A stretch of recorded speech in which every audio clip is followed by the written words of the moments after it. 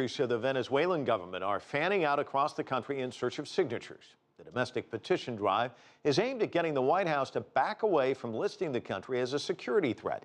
CCTV's Markovits reports. There's a signature drive going on in Venezuela, but it's not an ordinary one.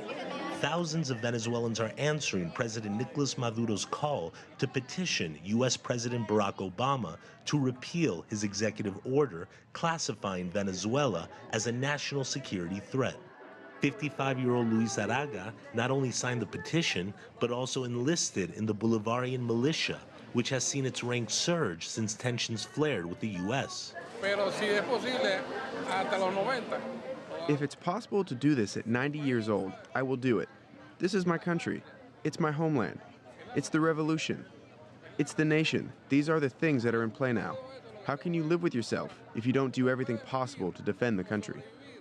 Maduro's hoping to rally massive public support after Washington levied sanctions on 7 high-level government officials accused of violating human rights during anti-government protests. Y nos vamos a las calles a recoger 10 millones de firmas para la derogación del decreto imperial de Obama.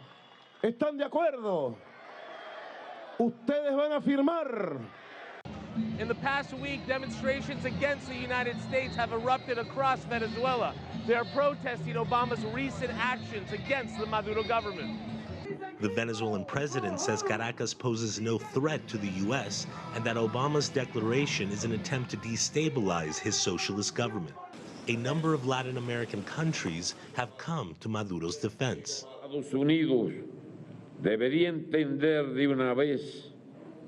The U.S. needs to understand, once and for all, that it cannot seduce or buy Cuba, just as it cannot intimidate Venezuela. Our unity is indestructible.